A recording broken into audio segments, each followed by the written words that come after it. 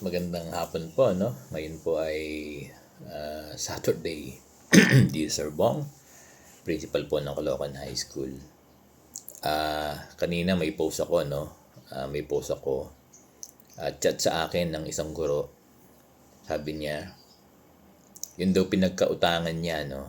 Kasi yung ATM niya, kasi ganito yung kalagayan ng mga guro, yung nakapag-loan na sila sa mga private lending institution. Tapos yung natitirang 5,000 sa ATM nila, 'di ba? Kasi hindi pa pwedeng sagarin yung loan nila sa mga private lending institution.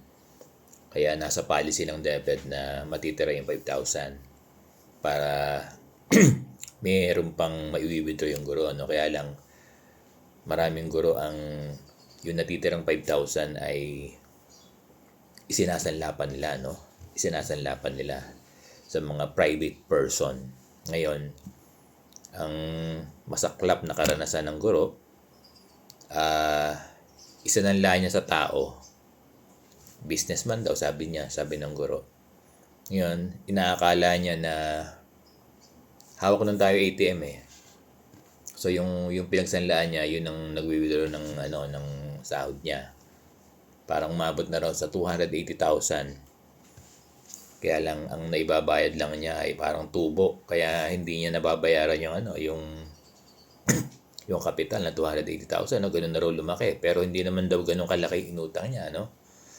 Ngayon, inaakala daw niya na na may sukli siya doon sa ATM na nawi-withdraw nung pinagkautangan niya, pinagsanlaan niya. Kukunin daw niya yung sukli. Kasi hindi niya hawak yung ATM eh. Hindi hawak ng guro yung ATM eh. So kukunin daw niya yung sukli, pinuntahan niya sa bahay. So ang ginawa daw ng pinagkautangan niya ay tinutukan siya ng barel. Di ba? So walang nagawa yung guro. Hindi na siya nagsumbong sa barangay. Umuwi na lang daw siya sa takot niya. Ngayon, nagpalipas ng mga araw yung guro, determinado pa rin siya na kunin yung cash na sobra niya, na sukli niya kasi walang-wala talaga siya. Wala na siyang hinasahod kasi, di ba? 5,000 na lang titira pero sinanlapan niya. So kahit 5 duling, talagang wala siya. Kaya talagang kahit tinutukan siya ng barel nung una, pinuntahan pa rin niya. Nagbaka sakali siya na kunin. Kaya nangyari, pinagsasampal siya, no? At wala ding nagawa yung guro. Umuwi siya ng bahay. Ngayon tinatanong niya kung anong gagawin niya. Alam mo, pwede ka mag-refer sa lawyer sa PAW. Kaya lang, ang payo ko sa'yo,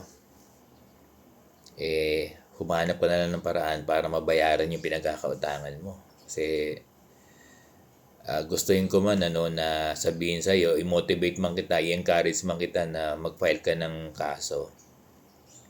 Kaya lang, to be honest, no? Mag-i-incur pa rin ng gastos.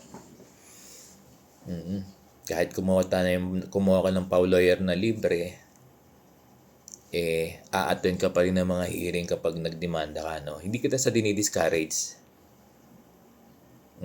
Yan yung kalagayan ng mga guro. Nakakalungkot talaga na wala tayong magawa. Restless tayo talaga. Kaya kung tatanungin mo ako, hindi practical na magdemanda ka pa. Lalo pat, di ba, wala ka namang pagkukuha ng resource. Ni 5 duling, kamo wala ka. Kaya kung ako sa'yo, maghanap ka na lang ng source, no?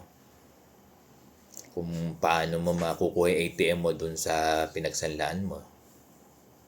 Diba? So, may mga nagsasuggest na idemanda mo. Kaya lang, yung proseso a-attend ka ng mga hearing, diba? Tapos, mag-i-employ ka ng gastos, no? Kakalungkot. Kaya ito yung kalagayan. Sana didinig, mapakinggan sana ito ng ating DepEd Secretary. Yung kalagayan ng mga guro. Na sana po maipuso, no? Matulungan tayo ng DepEd Secretary na yung clamor ng mga guro para sa 7 years to 10 years loan extension.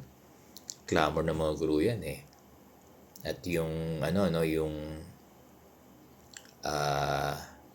salary increase na 15,000 across the board, ano. Yan po yung hinahangad ng mga guro. At yung BSP, no, yung Bangko Sentral ng Pilipinas, sana mabilis na po yung paggawa ng policy, yung pag-review para doon sa loan extension ng clamor ng mga guro para sa 7 years to 10 years na loan extension. So, yan lang yung pwede kong sabihin sa'yo, no? Nalulungkot ako, pero ito lang yung pwede kong sabihin sa'yo.